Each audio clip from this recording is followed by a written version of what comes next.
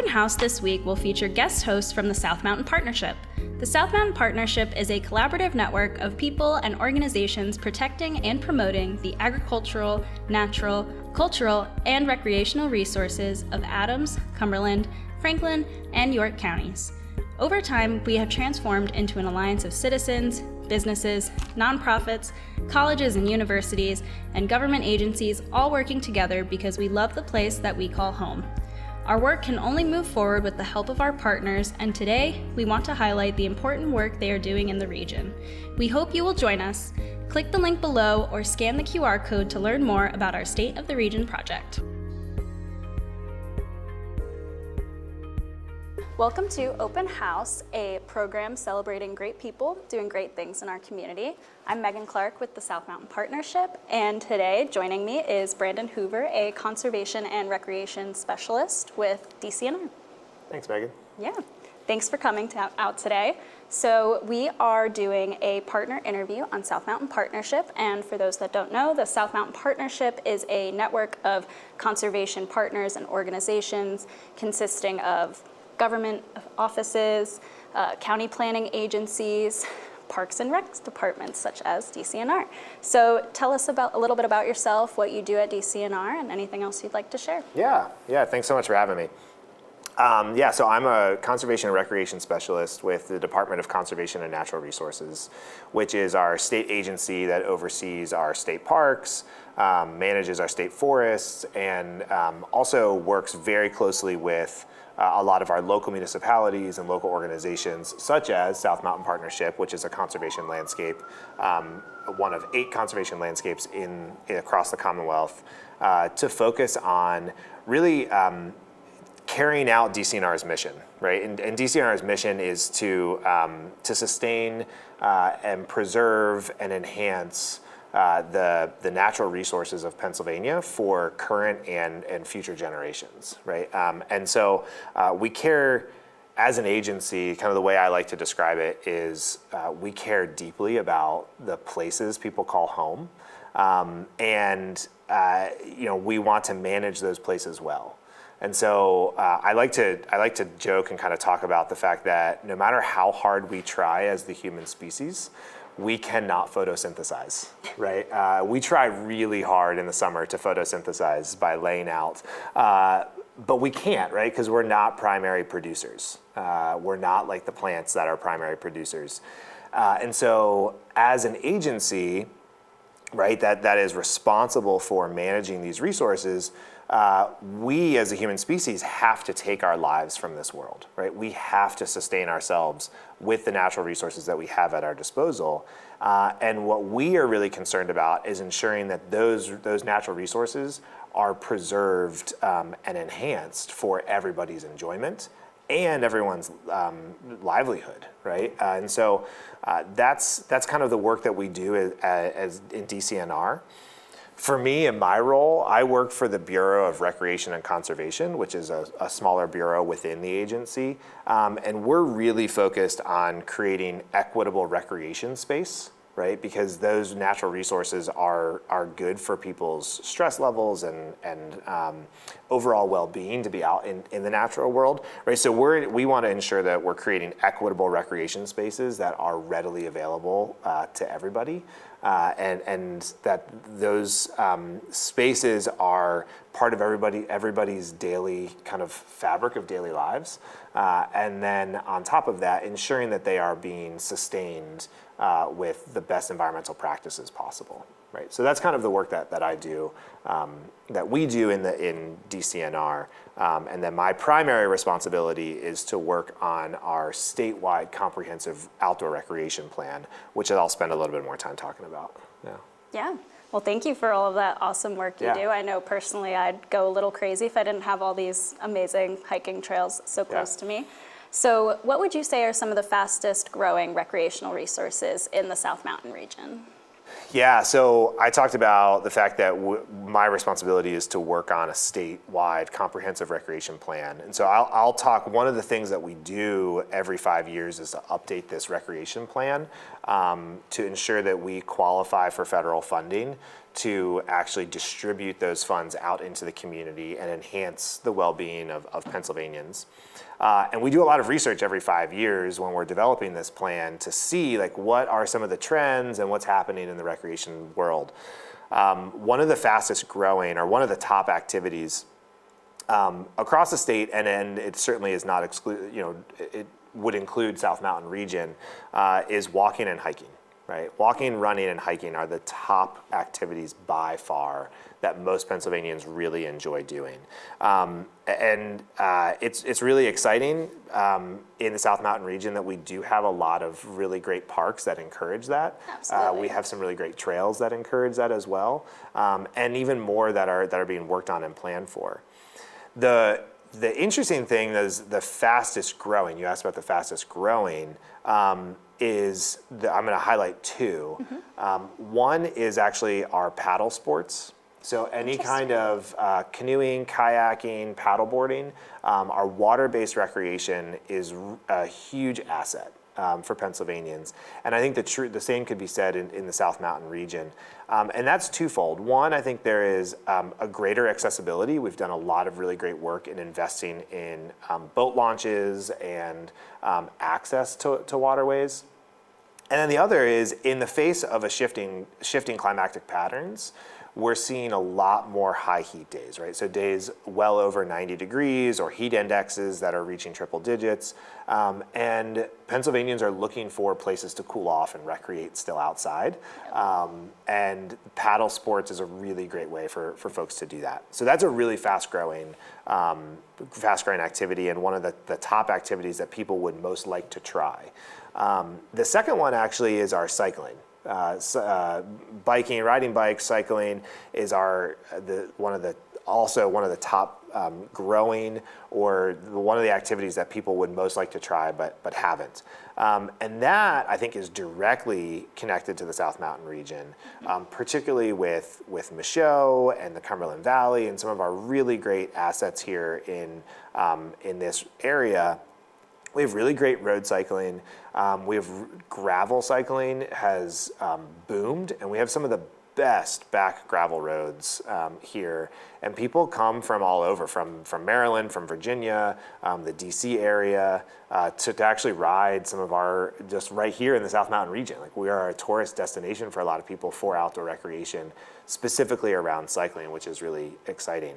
And then the other one is mountain biking. Mountain biking is a fast-growing, riding some kind of natural surface trails, right?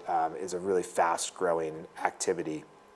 And we see a lot of investment and a lot of people really interested in engaging in those type of activities across the state, but definitely here in South Mountain.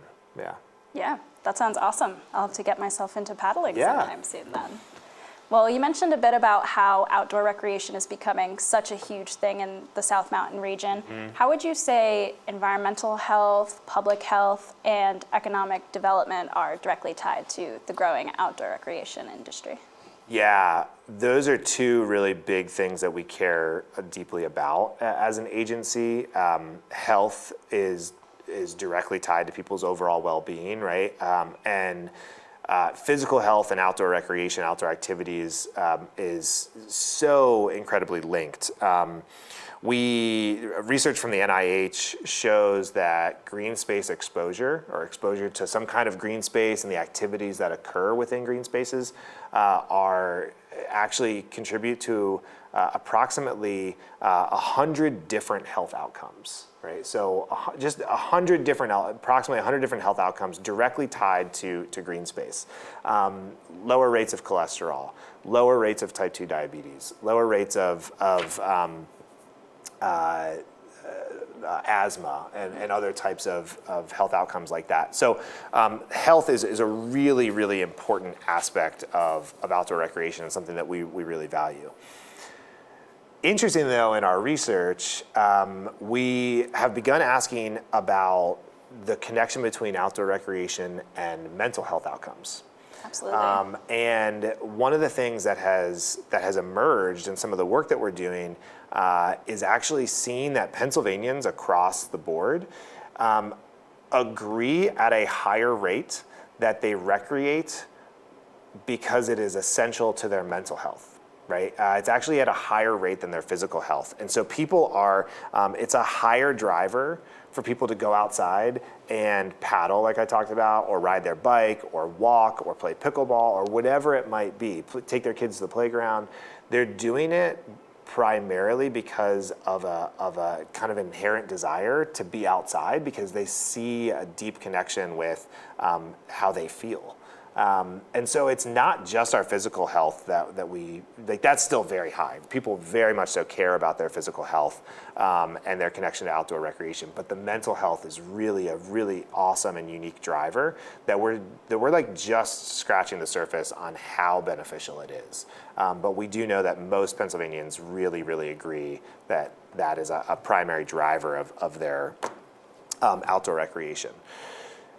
You asked about economic health and economic well-being, and that is another really big push. We have a great Office of Outdoor Recreation and Governor Shapiro, actually in like one of the first moves when he was in office was to establish the Office of Outdoor Recreation, and did a really great job of pushing growing the outdoor Pennsylvania recreation economy.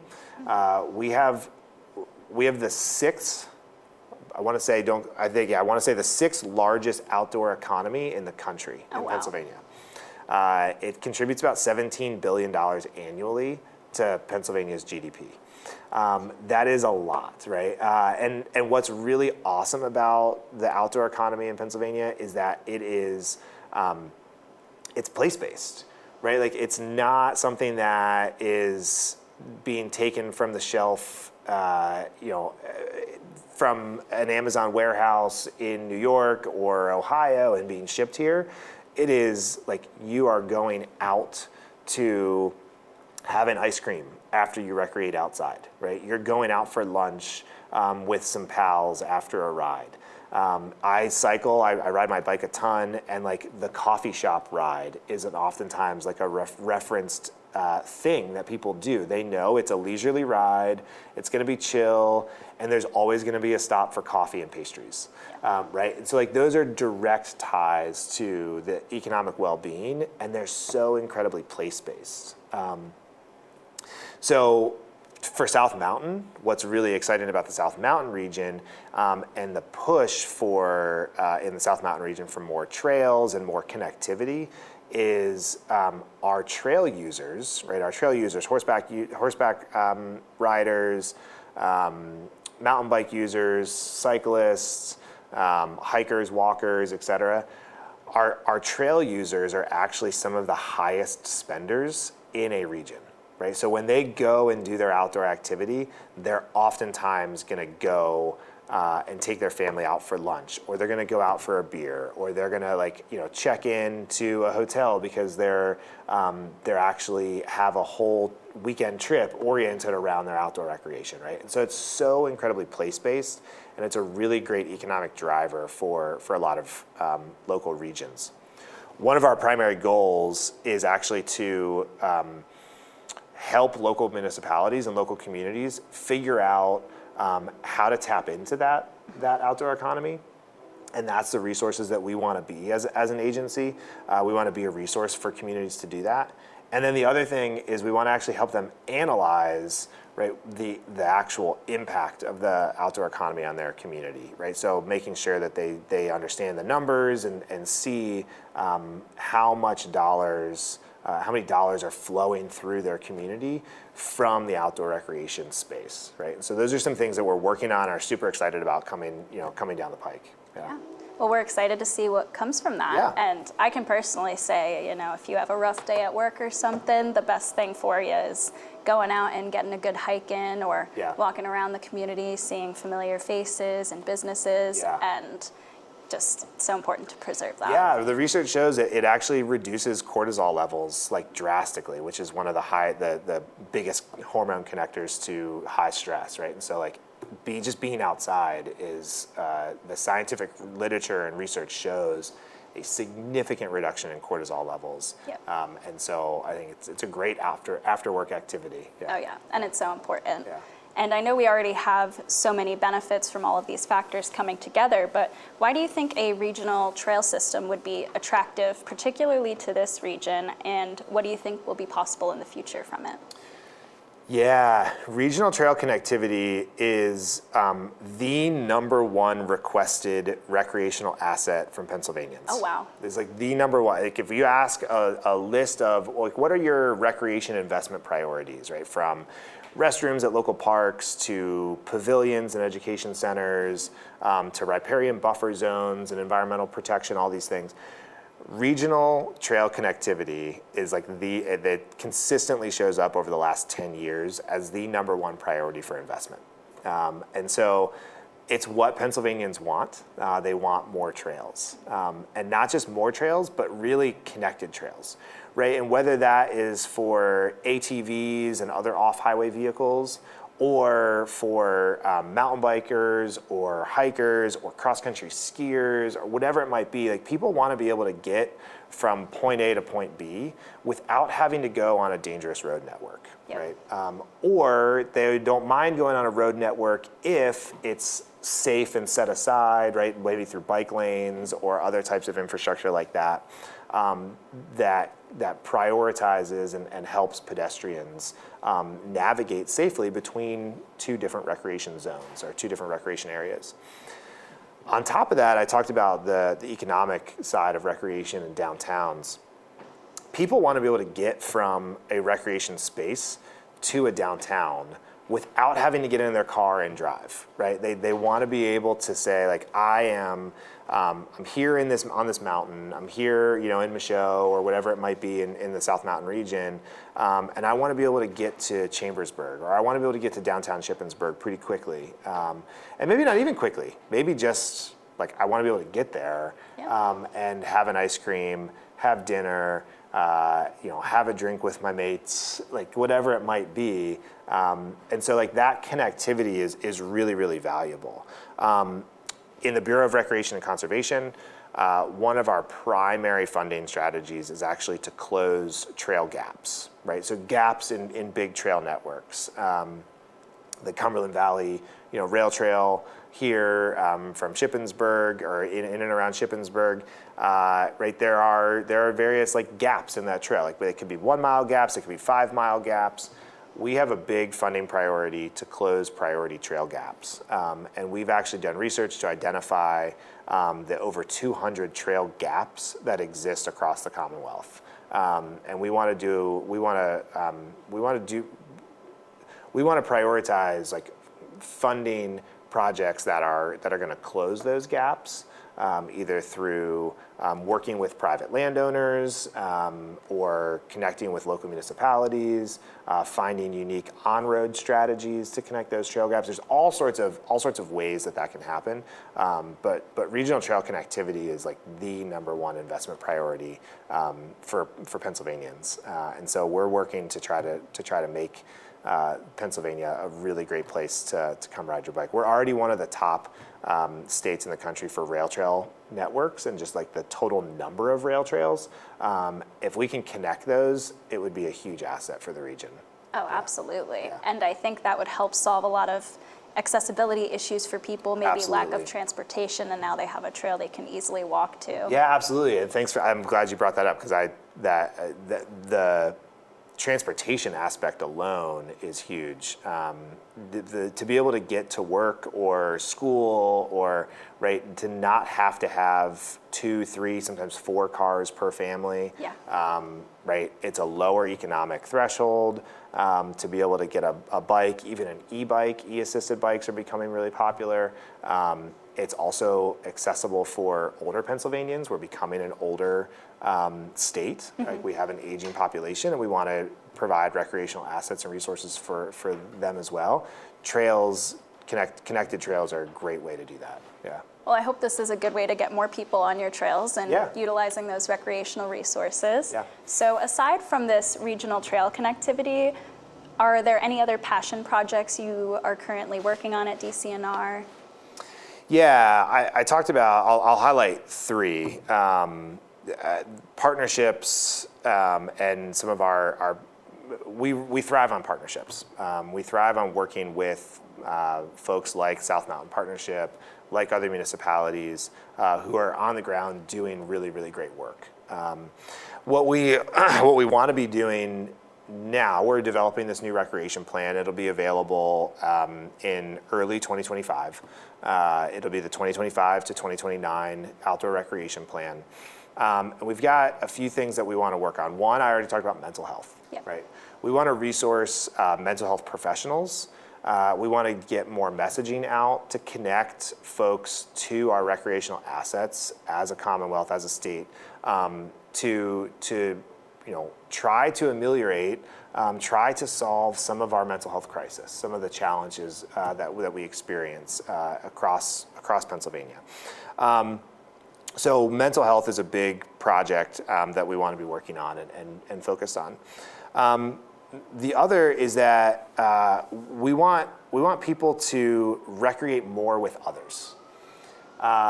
One of the biggest barriers to recreation that we find in the research, one of the biggest barriers is particularly for women and particularly for diverse communities, not having anybody to go with was listed as one of the major barriers, right? People talked about safety, people talked about not knowing what to do or even where to go. And so encouraging community connections in our outdoor spaces is really, really valuable and important.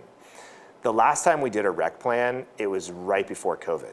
Oh right? boy, yep. And COVID showed us that we feel more isolated than we did.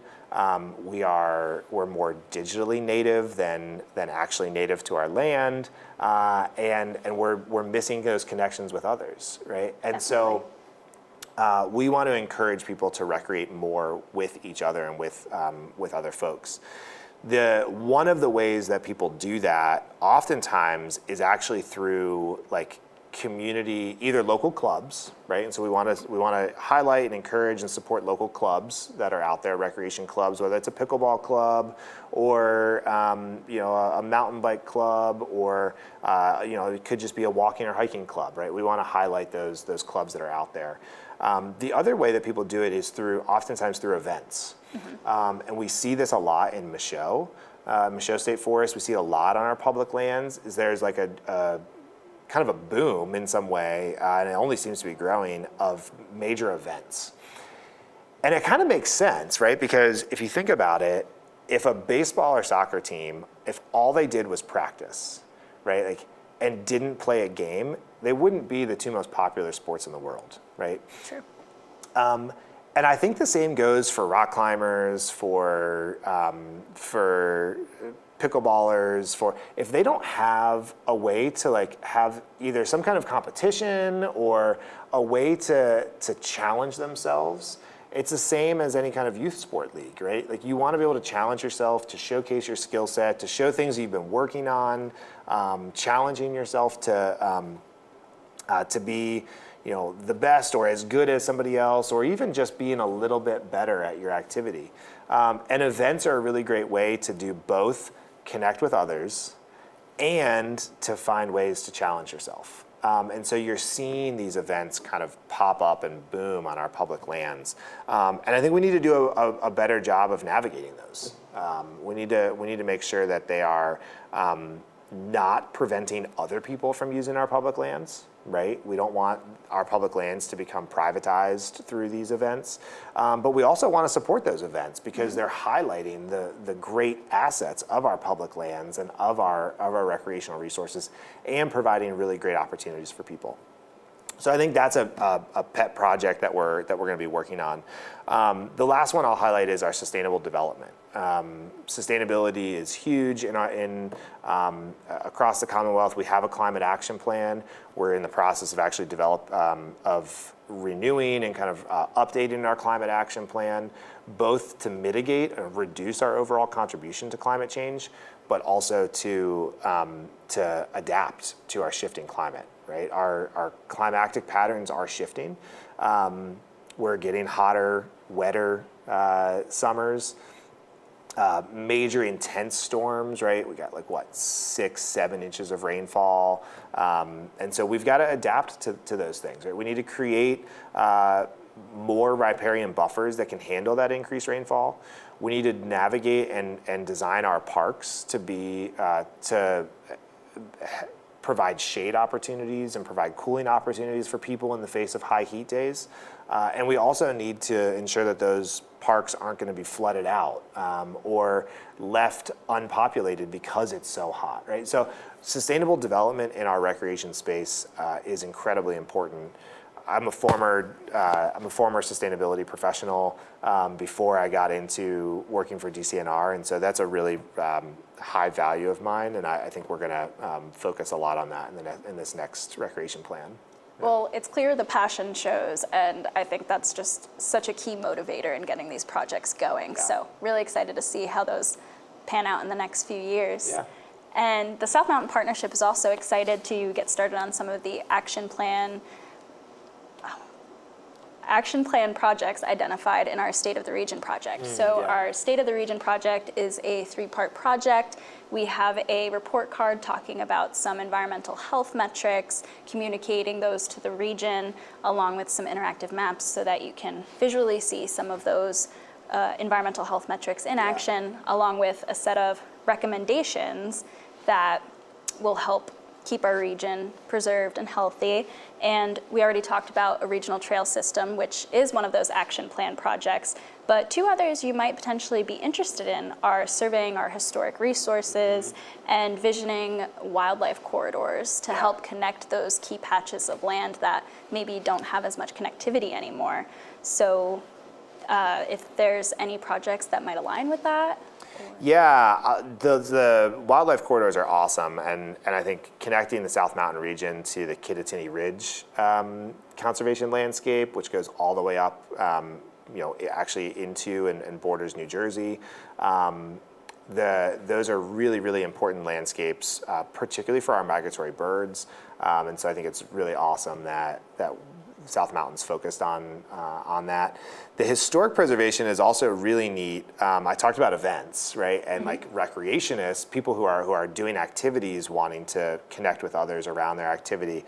But actually what's really interesting is one of the highest attended events by Pennsylvanians and the recreation enthusiasts are historic and cultural events. Right, so those historic events, whether they are celebrating a particular moment in history or events that are fundraisers for a particular historic preservation effort, whatever it might be, people really like going to historic and heritage area type themed events.